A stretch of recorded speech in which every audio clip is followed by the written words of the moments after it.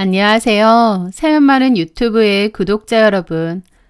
저는 끔찍했던 결혼 생활을 정리하고 이혼 도장을 찍은 지 4년이 된 초등학생 아들을 키우며 살고 있는 싱글맘입니다. 돌이켜보면 어떻게 그런 시간을 견뎌냈는지 스스로도 믿기지 않을 때가 많아요. 이제는 웃으며 아이와 마주 앉아 저녁을 먹는 이 평범한 일상이 얼마나 소중한지 매 순간 느끼고 있습니다. 오늘은 제 인생을 송두리째 흔들었던 지독했던 시집살이와 시간이 흘러 제 귀에까지 들어온 그들의 놀라운 결말에 대해 이야기해 보려 합니다. 모든 불행의 씨앗은 결혼 전부터 움트고 있었습니다. 제가 그걸 외면했을 뿐이죠. 남편 될 사람의 어머님께 정식으로 인사를 드리러 갔던 날, 저는 단정한 옷차림에 긴장된 마음으로 약속된 한정식집 룸에 들어섰습니다. 그런데 그 당시 예비 시어머니셨던 어머님의 표정이 지금도 기억이 나요. 며느리 될 사람을 반가워하거나 환하게 맞아주시는 게 아니라 몹시 티꺼운 표정으로 제 얼굴을 물끄러미 훑어보셨거든요. 그리고 바로 퉁퉁거리며 반말을 하시면서 뭐하고 서 있니? 와서 앉아라 라고 말씀하셨습니다. 아무리 제가 며느리가 될 사람이고 나이가 적다고 해도 너무 예의 없고 무례한 모습이었기에 몹시 당황스러울 수밖에 없었습니다. 그래서 저는 옆에 앉은 남친의 눈치를 살폈는데 남친은 애써 웃으며 얼른 앉으라고 하더라고요. 어머님의 무례한 표정과 말투에 좀 당황하긴 했지만 어른이시고 처음이라 낯설어서 그러시는 걸 거야. 내가 잘하면 되겠지 생각하며 자리에 앉았습니다. 그게 첫 만남이었죠.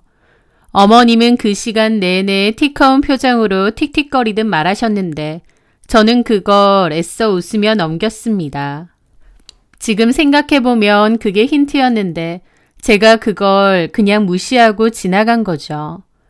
그때 그 무례함을 분명히 짚고 넘어갔어야 했는데 저는 남친이 좋고 그저 좋은 며느리가 되고 싶다는 생각에 제 감정을 애써 억눌러 왔던 것 같아요.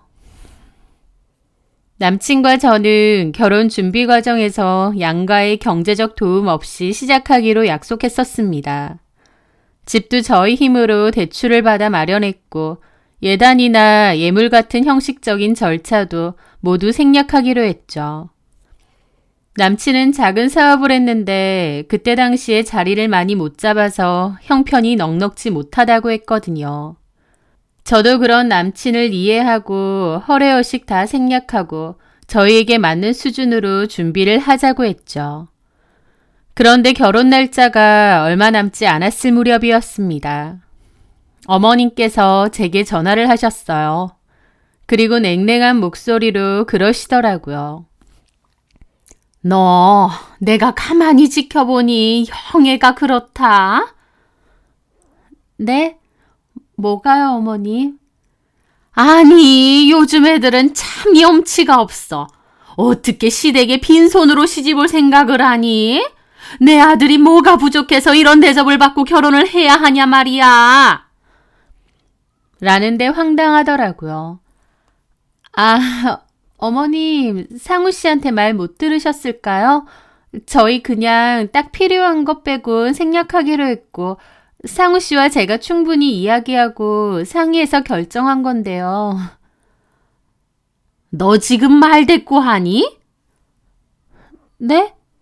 아무리 상우가 그렇게 하자고 했어도 네가 생각이 있으면 그냥 넘어가면 안 되는 거 아니냐고. 어떻게 아무것도 안 해오고 결혼할 생각을 해? 간도 크다 너 정말. 이것저것 받을 생각 없고 예단비 명목으로 1,000,000원 입금해라. 1,000,000원이요? 그래. 그리고 너 이런 거 쓸데없이 상우한테 전하지 마.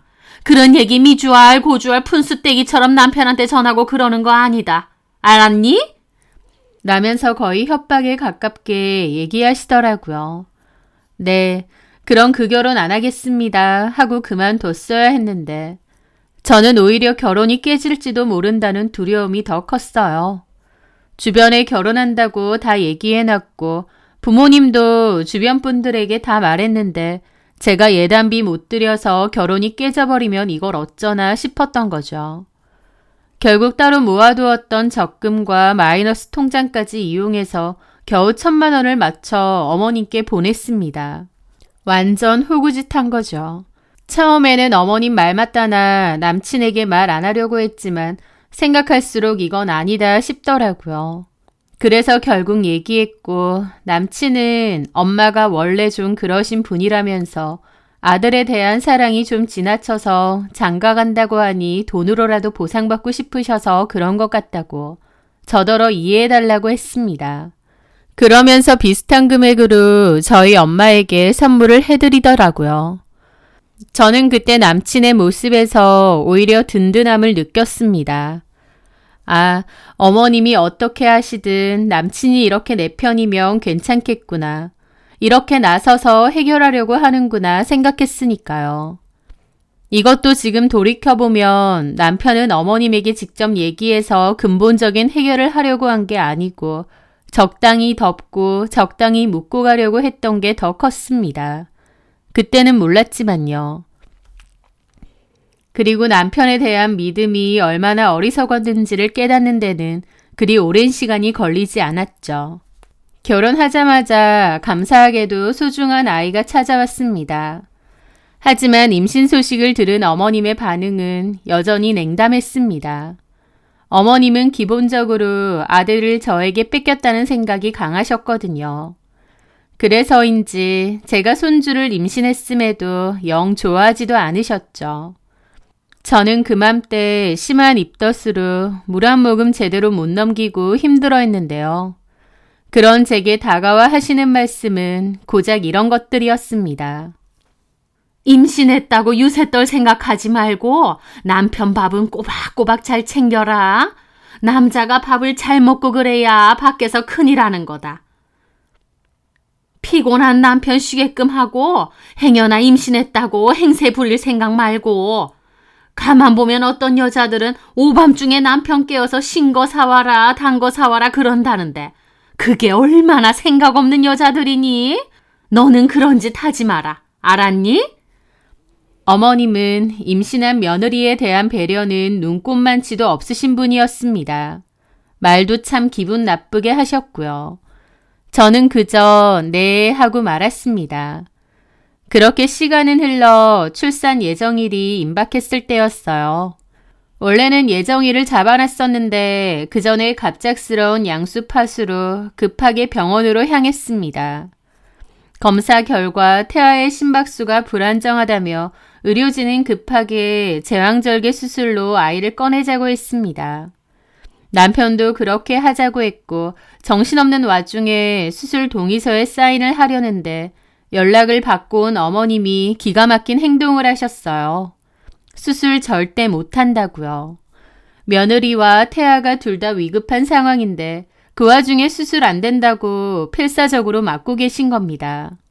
알고 보니 제가 아이 낳는 예정일이 딱 좋은 날인데 그날 말고 다른 날에 낳으면 안 된다 그거예요. 미신적으로요. 의사 선생님과 간호사들이 황당해하면서도 저를 위해 다급하게 상황을 설명해 주었습니다. 그런데도 어머님은 막무가내로 수술 못한다고 버티더라고요. 극심한 진통에 아이가 잘못될까봐 두려움에 떠는 제 앞에서 벌어지는 그 끔찍한 소란은 지옥과 같았습니다. 결국 보다 못한 남편이 어머님과의 실랑이 끝에 어머님을 쫓아냈습니다. 어머님은 잡아놓은 날짜에 애 안 낳으면 집안에도 안 좋고 애한테도 안 좋고 당신 아들한테도 안 좋을 거라면서 쫓겨나는 그 순간까지도 난리를 피셨죠. 진짜 질리고 진절머리 나더라고요. 어쨌든 남편이 어머님을 끌고 나갔고 저는 눈물 범벅이 된 채 겨우 수술실로 들어갈 수 있었습니다. 어머님의 그 말도 안 되는 고집에 아이도 저도 큰일 날 뻔했던 거죠. 게다가 그뿐인가요? 어머님의 기행은 아이가 태어난 후 이름 문제로 또다시 이어졌습니다. 저희 부부는 아이가 뱃속에 있을 때부터 서로 상의해서 이름을 지었거든요. 그런데 어머님은 큰 스님이 이름을 지어줬다면서 엄청 촌스러운 이름인데 그걸 이름으로 정하자는 거예요. 이름을 구체적으로 말하긴 그렇지만 개그맨들이 웃기려고 짓는 이름처럼 정말 우스꽝스러운 이름입니다. 그런 이름으로 지어놓으면 나중에 아이가 학교를 어떻게 다니겠나요? 놀림거리가 될 게 뻔한데요. 그런데도 어머님은 그 촌스러운 이름을 들이밀며 이 이름으로 출생신고를 해야 한다고 난리를 치셨습니다. 그 큰 스님이 사주팔자 다 따져서 지어주신 이름이야. 그 이름이 얼마나 받기 힘든 이름인 줄 아니? 내가 들으니까 복이 넘치고 좋은 이름이다. 이 이름으로 지어야 우리 집안 대대로 번창하고 부귀영화를 누릴 사주라고 했어. 이 이름으로 안 지으면 우리 집안 다 망한대. 그러니까 긴 말 말고 이 이름으로 해. 어머님, 이건 너무 그렇잖아요. 아이가 커서 이름 때문에 친구들한테 놀림받으면 어떡해요. 그리고 저희도 생각해 놓은 이름이 있고요. 너네 마음대로 지으면 그만이니? 누구 마음대로?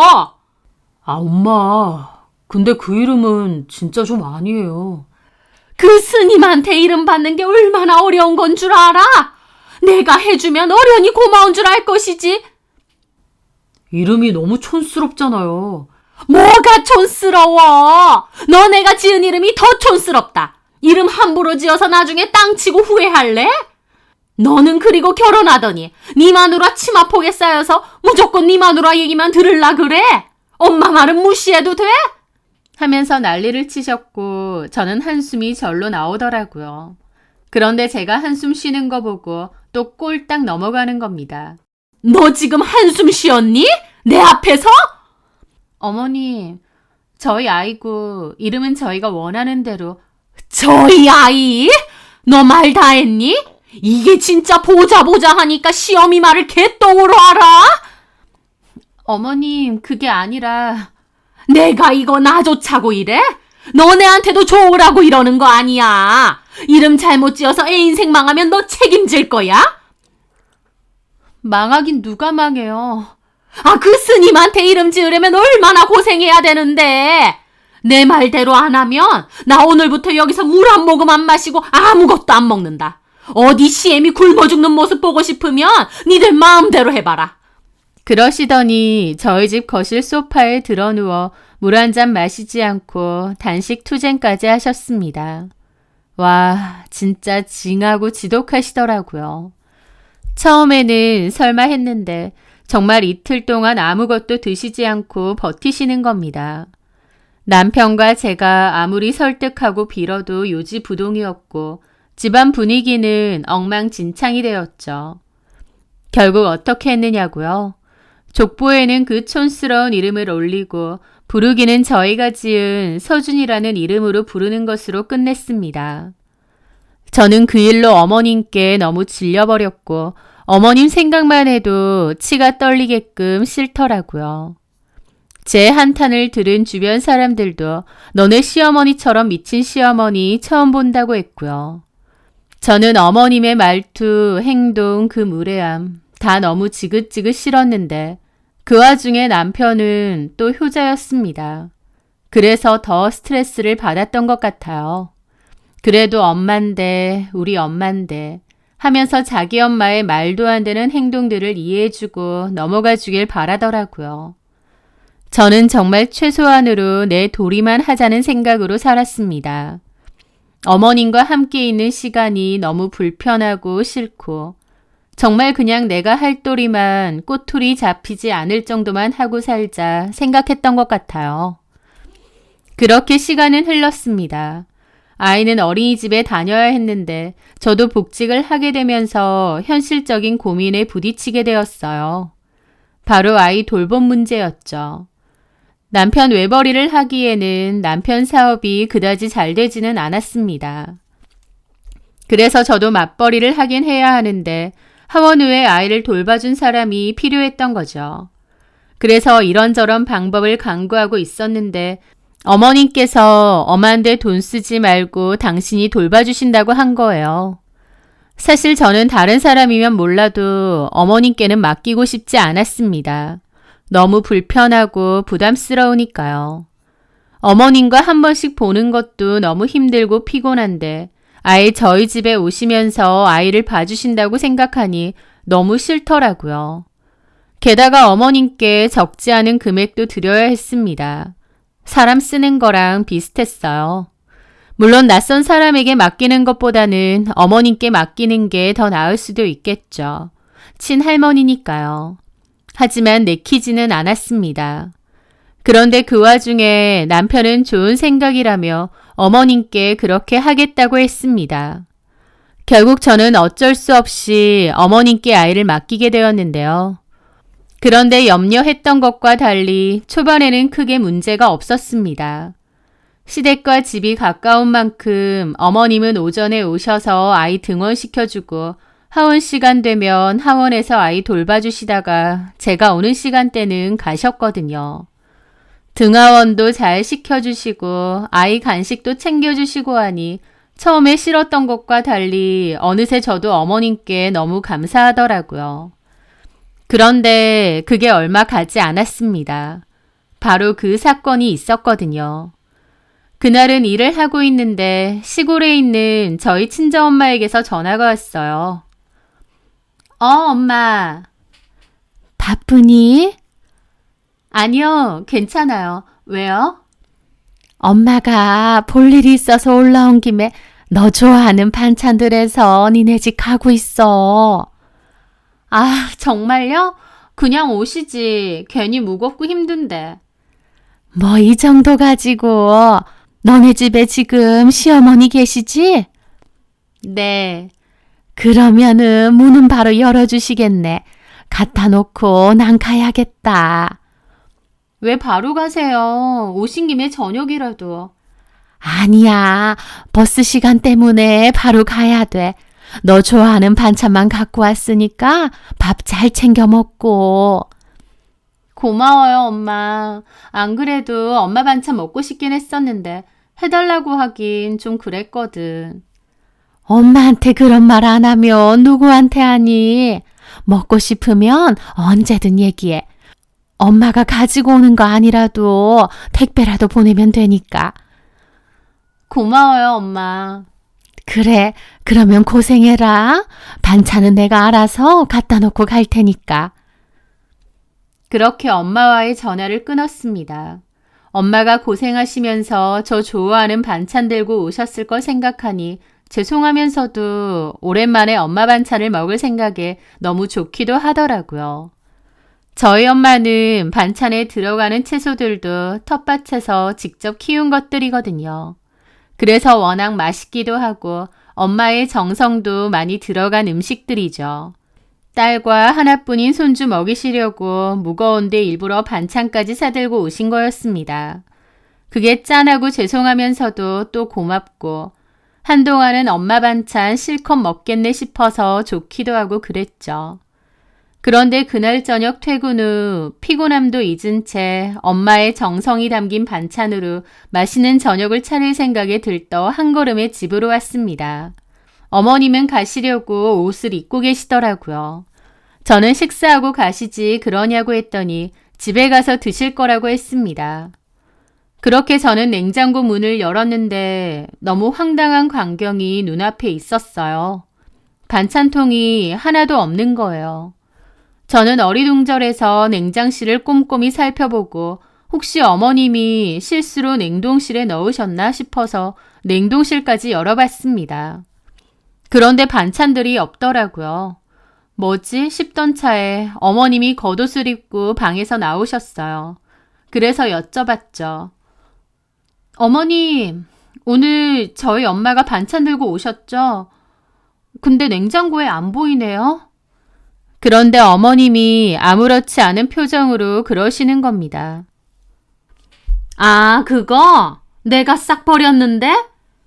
네? 저는 정말 못 알아들었습니다. 엄마가 저 먹으라고 일부러 바리바리 싸들고 오신 반찬인데 어머님이 버렸다라고 하는 게 안 들리더라고요. 너는 가는 기 먹었니? 내가 버렸다고. 저희 엄마가 주신 반찬을 버리셨다고요? 왜요? 지저분하고 비위 상해서. 네? 아까 너네 엄마가 반찬들 막 가지고 왔는데 아휴, 반찬통 같은 것도 어찌나 오래되고 옹색스러운지 뚜껑색이 다 변했더만 너네 엄마는 그런 걸 쓰니? 아무리 시골 사람이라지만 반찬통 그런 것도 너무 오래 쓰면 안 되는 거 모르니? 반찬통 오래되면 거기서 유해물질 그런 거 나오고 얼마나 안 좋은 줄 알아? 게다가 내가 뚜껑 하나를 열었는데 머리카락이 붙어 있더라. 아유, 비이상해서 이걸 어떻게 먹나 싶어서 내가 싹 버렸다. 다음부터 너네 엄마한테 그런 거 해오지 말라 그래. 누가 먹는다고? 내가 재료값 줄 테니까 마트 가서 장 봐다가 네가 새로 해먹어. 나는 그렇게 어디 있던 재료인지도 모르는 걸로 만든 그런 반찬들 우리 아들 입에 들어가는 꼴 못 본다. 라는 겁니다. 저는 믿을 수 없다는 생각에 싱크대 쪽으로 달려갔어요. 그리고 음식물 쓰레기통 뚜껑을 열었더니 정말 저희 엄마가 주신 것 같은 반찬들이 싸그리 뒤섞여서 버려져 있는 겁니다. 엄마가 저 주실 거라고 정성껏 만들어서 힘들게 가져오셨을 그 귀한 음식들이 처참한 모습으로 버려져 있는 걸 보는데 그 순간 제 안에서 무언가가 완전히 무너져 내리는 소리가 들렸습니다. 어머니, 어떻게 이걸 다 버리실 수가 있어요? 이게 어떤 반찬인데 반찬통이면 어때서요? 그리고 설령 머리카락이 붙어 있으면 그것만 떼면 되잖아요. 어떻게 저한테 말 한마디 없이 이걸 다 버릴 수가 있으세요? 저는 너무 기가 막혀서 언성을 높여 따졌고 어머님도 그 모습에 막 삿대질을 하며 따지시는 겁니다. 너 지금 뭐 하자는 거야? 나한테 따져? 그러면 비위 상하는 니네 엄마 반찬을 그냥 놔두라고? 무슨 비위요? 엄마가 저 먹으라고 정성껏 만드신 것들인데. 너네 엄마한테 이렇게 배웠니? 시어미한테 따박따박 말 대꾸 하라고? 어머니, 저희 엄마 욕하지 마세요. 이건 진짜 아니에요. 저희 엄마가 저 주시려고 힘들게 만드시고 여기까지 들고 오신 건데. 그게 뭐? 머리카락 들어간 음식을 내 귀한 아들이랑 금쪽 같은 손주놈 입에 넣으란 말이야? 지 대신해서 애 돌봐주고 그러면 고마운 줄이나 알지? 어디서 싸가지 없이 굴어굴기는? 하면서 막 제 앞에서 삿대질을 하시는 거예요. 저는 그만하시라고 했고 어머님은 저희 친정 부모님을 비난하면서 저한테 계속 손가락질을 했습니다. 저는 제발 좀 그만하라고 하면서 어머님 손을 확 밀쳐냈어요. 그 순간 균형을 잃은 어머님이 휘청하며 뒤로 살짝 넘어지셨습니다. 그런데 그 순간 무슨 악기처럼 눈을 희번뜩하며 저에게 따지더군요. 어머님이 자꾸 삿대질하면서 다가오시니까 이 싸가지 없는 년이! 그 순간 어머님이 제 따귀를 치셨어요. 쫙 하고 기가 터질 듯한 소리와 함께 안경이 바닥으로 튕겨났고 저는 그대로 바닥에 쓰러졌습니다. 어머님은 막 고함을 지르면서 넘어져 있는 제 등짝이며 머리를 마구 때리셨어요. 저는 너무 놀라고 무섭고 그 상황이 끔찍했습니다. 그러더니 갑자기 혼자 폭주하면서 싱크대에 있는 음식물 쓰레기 뚜껑을 열어 음식물을 집어 던지셨어요. 진짜 미친 것 같았죠. 그 순간 현관문 비밀번호 누르는 소리와 함께 퇴근한 남편이 들어섰습니다. 남편은 음식물 쓰레기로 뒤덮인 아수라장이 된 거실과 바닥에 쓰러져 있는 저, 그리고 머리가 산발이 된 채 씩씩거리고 있는 어머님을 보고는 그 자리에 얼어붙더라고요. 그런데 그 순간 어머님은 언제 저한테 폭력을 휘둘렀냐는 듯 갑자기 바닥에 털썩 주저앉아 서럽게 울부짖기 시작했습니다. 아이고 상우야, 내가 살다 이런 꼴을 다 당한다. 네 마누라가 나를 때렸다. 나를 밀치고 때렸다. 저는 할 말을 잃었습니다. 그 순간은 정말 시어머니가 아니라 인간의 탈을 쓴 악마처럼 보이더라고요. 어머니, 말씀 똑바로 하세요. 저희 엄마 반찬 함부로 버리시고 그것도 모자라서 저한테 폭행까지 하셨잖아요. 네가 먼저 나 때렸잖아. 그래서 내가 뒤로 나자빠졌잖아.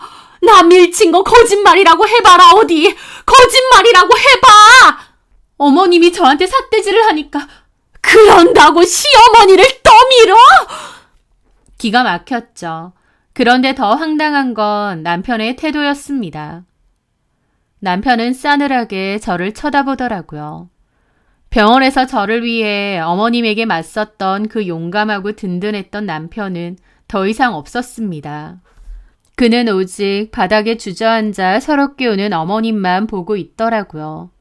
그러더니 저한테 어쨌든 너도 엄마 때린 거네. 때리긴 누가 때려. 어머님이 자꾸 삿대질을 하니까. 어쨌든 너도 가만히 있었던 건 아니잖아. 됐고 엄마한테 사과해. 내가 왜 사과해? 내가 왜? 그럼 당신 행동이 잘한 거야? 어른한테 그렇게 한 게 잘한 거냐고. 사과해. 피해자는 전데 저더러 사과하라는 그 말은 산산조각 난 제 마음에 꽂힌 비수였습니다. 어머님의 폭언과 폭행보다 저를 몰아세우는 남편의 배신이 저는 더 치가 떨리더라고요. 내가 왜 사과를 해? 내가 뭘 잘못했는데? 나 사과 못해. 저 봐라, 저런다니까. 아, 엄마도 가만히 좀 계세요. 그러더니 저한테 그러더라고요. 진짜 사과 안 할 거야? 사과는 내가 받아야 돼. 남편은 한참이나 저를 노려보더니 그대로 나갔습니다. 어머님도 저를 노려보시더니 따라 나가시더라고요. 저는 엉망이 된 집에서 멍하게 있었고 방 안에서 자고 있던 아이도 울고불고 난리가 났죠. 아이를 안고 달래면서도 눈물이 끊임없이 흐르더라고요. 그리고 결심했습니다. 끝내기로요. 그 일을 계기로 남편과 저는 이혼을 하게 되었습니다.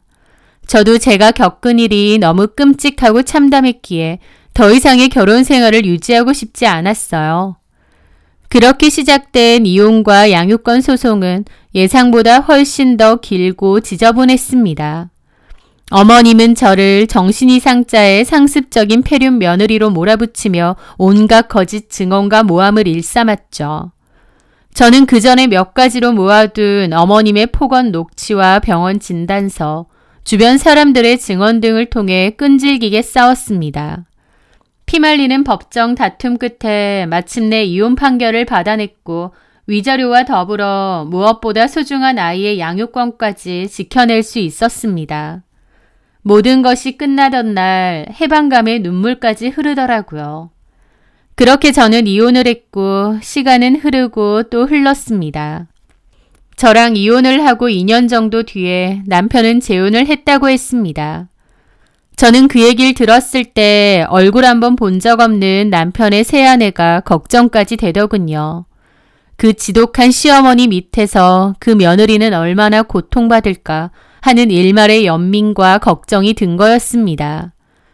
들어보니 그 여자는 남편이 하는 사업에 크게 도움을 준 투자자의 딸이라고 했습니다. 그 딸도 재혼이라고 했고요.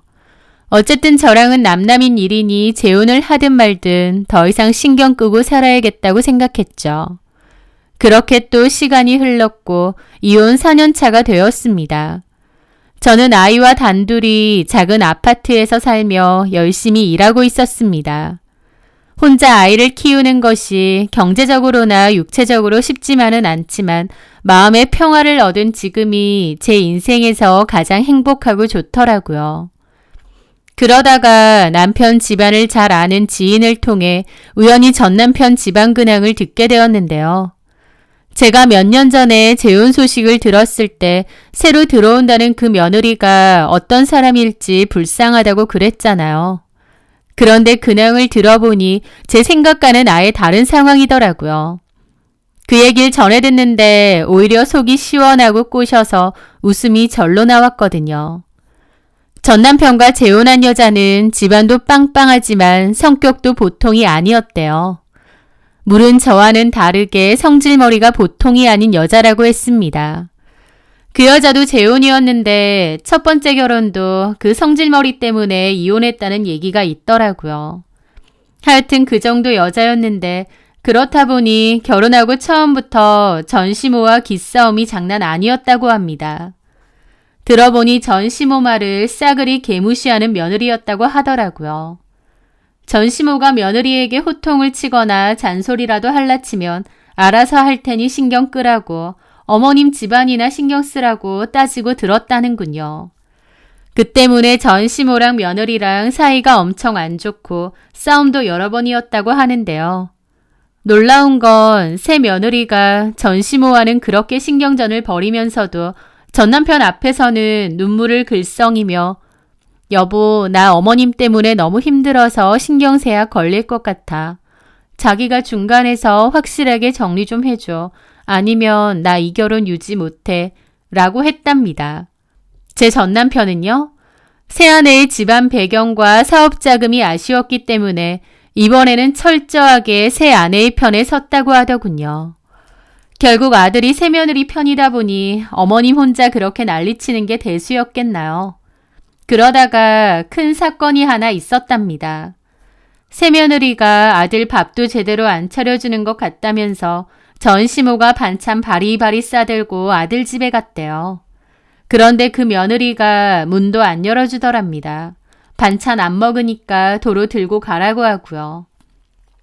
그래서 전시모가 반찬이라도 들고 가라고 문만 잠깐 열라고 했다는데 안 먹을 테니 도로 들고 가든 버리든 알아서 하라고 했답니다.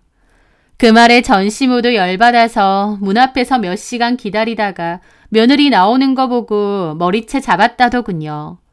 그 며느리도 나중에는 참지 않고 덩달아 전시모 머리끄덩이 잡고 싸웠고 완전 개싸움이었대요. 전시모도 엄청 두들겨 맞았다고 하더군요. 다른 집에서 나와서 말릴 정도로요. 그런데 그 며느리라는 여자가 그 길로 바로 병원에 가서 진단서 끊고 전시모를 주거 침입 및 상해 혐의로 경찰에 고소해버렸다는 겁니다. 상황이 이렇게 됐는데 전 남편은 한치의 망설임도 없이 새 아내의 편을 들었다고 했습니다. 게다가 전 남편이 전시모에게 그랬대요. 자기는 2번 이혼할 수 없다고. 한 번 그랬을 땐 엄마 편을 들었지만 또 이러는 건 엄마 문제라고. 제발 집에 찾아오지 말고 분란도 일으키지 말라고요. 결국 전시모는 아들에게조차 완전히 버림받고 며느리에게 고소까지 당하게 된 겁니다. 며느리 고소는 전 남편의 부탁으로 취하하긴 했다는데 전시모는 그 충격으로 병원에 입원까지 했다더군요. 그러고 퇴원 후에도 계속 병원 통원 치료 다니면서 약 먹고 동네 사람들 붙잡고 그렇게 아들 욕이며 새며느리 욕을 하고 다닌다는 겁니다. 아들 키워봤자 아무짝에도 쓸모없고 며느리라는 년은 고소까지 했다면서요. 동네방네 눈물로 신세한탄을 하고 다니다 보니 그게 결국 제 귀에까지 들어오게 된 겁니다.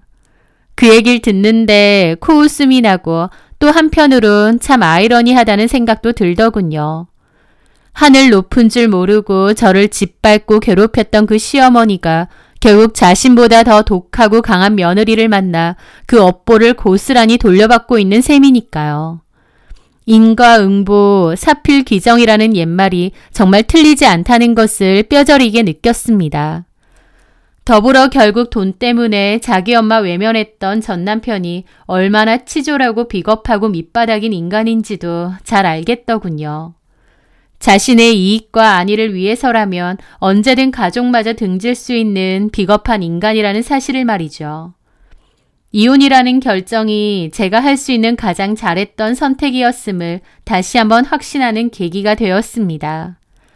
이제와 분명히 말할 수 있습니다. 저는 이혼하길 정말 잘했습니다. 그때 만약 제가 그 모욕과 폭력 속에서 억울함을 참고 어머님에게 사과를 했다면 저는 너무 억울하고 분통 터지는 기분으로 살았을 겁니다. 지금 제 옆에는 세상 무엇과도 바꿀 수 없는 제 아이가 있고 더 이상 저를 함부로 대하거나 제 영혼을 갉아먹는 사람들은 없습니다. 비록 혼자 아이를 키우며 살아가는 길이 때로는 외롭고 힘들 때도 있지만 마음의 평화를 얻고 오롯이 제 인생이 주인이 된 지금 저는 진정으로 행복합니다. 제 이야기가 혹시 지금도 비슷한 고통 속에서 힘들어하고 계신 분들께 작은 용기와 위로가 되기를 진심으로 바랍니다. 제 사연 들어주셔서 감사합니다.